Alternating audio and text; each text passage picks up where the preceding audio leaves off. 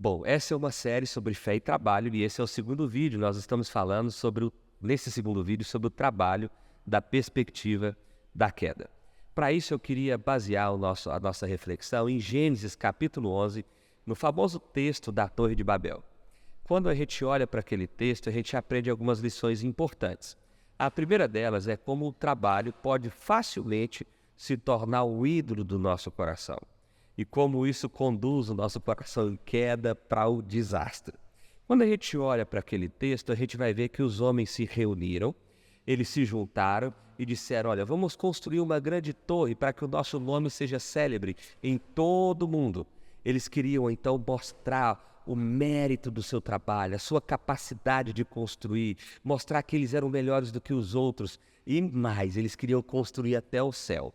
E isso é muito interessante porque eles estão olhando dessa perspectiva de ir até as nuvens, porque na verdade o que eles estavam declarando com isso é que eles eram seus próprios deuses. Eles eram o próprio rei da sua vida, o próprio rei da sua história. Aqui um parêntese interessante que eu sempre gosto de pensar sobre esse texto, é pensando no senso de humor de Deus, ao olhar aqueles homens tão pequenininhos ali, nesse planeta chamado Terra, dentro dessa imensidão que é o nosso universo, dizendo: olha, vamos construir uma torre até as nuvens, para que nós sejamos célebres, para que nós sejamos de fato o nosso próprio Deus. E Deus rindo, né? Provavelmente olhando para aquela pequenez, para aquele coração mesquinho e dizendo: eles não sabem de nada.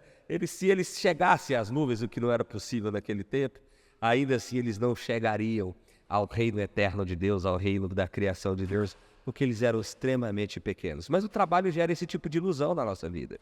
O trabalho gera esse tipo de perspectiva falsa, de que porque temos capacidade, porque construímos com as nossas próprias mãos, porque desenvolvemos com o nosso próprio intelecto, então nós podemos ser melhores e quem sabe até sermos Deus.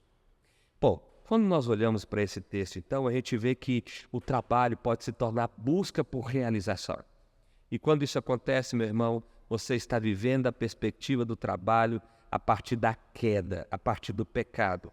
O trabalho também, quando visto dessa perspectiva, em segundo lugar, ele é uma idolatria, e por ser uma idolatria, ele distorce a verdadeira vocação do trabalho. Você vai se lembrar, no nosso primeiro vídeo, nós explicamos que o trabalho é uma expressão da vocação de Deus, que é glorificar o nome de Deus. Mas quando eu tenho no trabalho a própria glória, então eu estou distorcendo o porquê da existência do trabalho.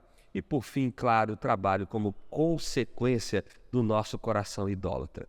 Nós, como o João Calvino já disse, né? Nosso coração é uma fábrica de ídolos, uma famosa frase dele, e o trabalho certamente é o principal, se não um dos principais, dos ídolos que conduzem às nossas decisões, motivações e tantas coisas nas nossas vidas. Nós somos capazes de trocar a nossa família por trabalho, nós somos capazes de trocar o nosso lazer por trabalho, nós somos capazes de trocar a nossa paz por trabalho. Por quê?